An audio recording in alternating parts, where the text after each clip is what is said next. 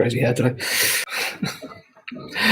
And I'm live. Good morning, comic book fans. Welcome back to Comics in 5 Minutes. I'm your ever-most Shorty, and a sneaky extra Saturday review today. Totally wasn't planning on doing this one. But at the end of the day yesterday, it was pretty quiet, so I picked up and started reading the Batman Joker Warzone, just because I knew it tied in something to the Batman stuff I'm reading.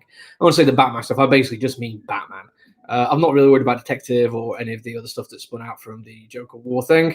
I like the fact that DC Comics at the moment can just do like an event where you don't need to be picking up 27 different comics.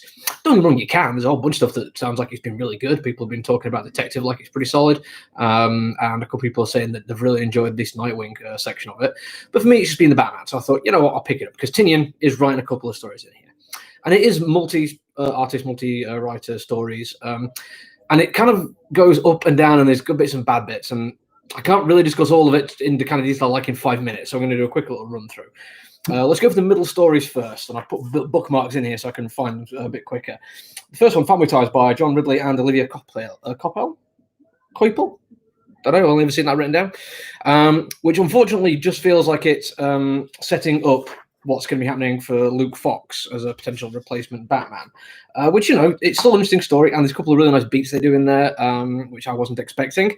And it's actually quite a decent, mature story as well. And that was kind of a nice little touch. It could have been nothing but and next week on Batman. Then we have two other mini stories, one of which is absolutely beautiful. David Lafuente on the artwork for this one. Check that out. That is very, very cool. It's only a little short thing dealing with a spoiler and orphan, but it's really quite cool. There's some great action sequences, and you get a sense that there again, that's going to potentially lead into something with those two doing something together. The next one, though, is a real low down point on it, because it's another really good-looking comic book. Sam Jones writing it, but Laura Braga on the art, and it's dealing with Poison Ivy, or Queen Ivy, as she's going to be known. And that is very much like setting up towards what her role is going to be in the upcoming Batman sequences. But it also absolutely makes perfectly clear that she is no longer in a relationship with Harley Quinn. Now, we've known this to be coming for a while. They've been kind of writing that out to the point where it's almost like there was never even a need for them to have broken up, because they're kind of pretending that it wasn't a romantic relationship that had been like really heavily portrayed as. And it's that kind of, I don't know if gay baiting is quite the right word for it, but it's certainly removing like a very powerful LGBTQ plus relationship from a mainstream publisher. And I can't help but feel that's a huge misstep. No matter how good the comic book looks and how cool the writing is, I can't really take that one seriously, unfortunately. It's a bad choice from bad DC. But the front and back stories are Tinian the Fourth. And they're the reason I picked this up, simply because he's the main writer, and anything he's doing is probably going to be relevant.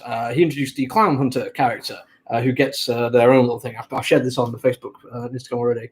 But James Stoker can do good Gotham. That looks brilliant.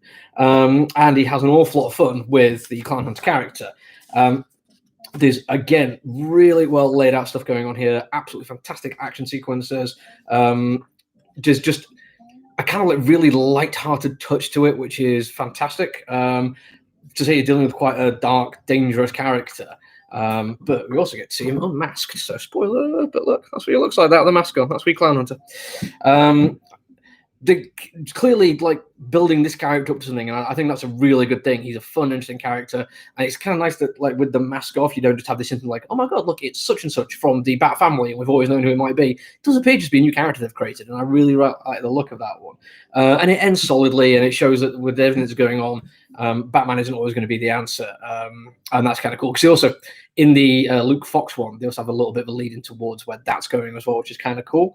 But the main one I want to talk about is the very first one. It's Tinian again, and it's I don't remember who the artist for this one is, Gillian March, who does a very cool looking Joker. That is awesome, and it's also a very good Joker story. It's actually got like a slightly more nuance than Tinian's been doing in the actual ongoing. He writes him quite interestingly, and you get like right to the quick about who the Joker is and how annoyed he is when people ruin his jokes. And it's a nice touch, because the thing that a lot of people seem to forget about the Joker is the comedic side of things. I mean, you had the movie recently with him as a failed comedian. And they play with that in the Killing Joke thing, where it's similar kind of background.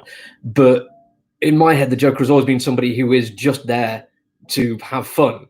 His idea of fun is very, very different to everyone else, and like he does say, like trauma is the best punchline.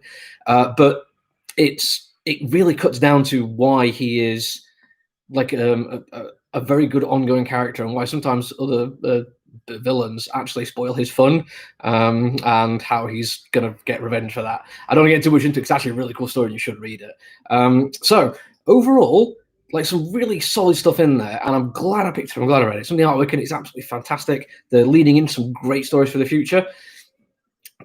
I wish they hadn't put the Poison Ivy story in there, or at least I wish they hadn't done it in the way they had. It feels very, very disappointing, unfortunately. But if you've been enjoying the Joker War stuff and you can grab hold of a copy of that, I would recommend it. Okay, that's it from me. I'm actually now probably done. I'm going to be back on Tuesday for our new comic book day video, which always goes down well. If you like what you're seeing, hit the subscribe button so you don't miss out on any other stuff, because I talk ramblingly into a camera for 5-6 minutes most days. Bye.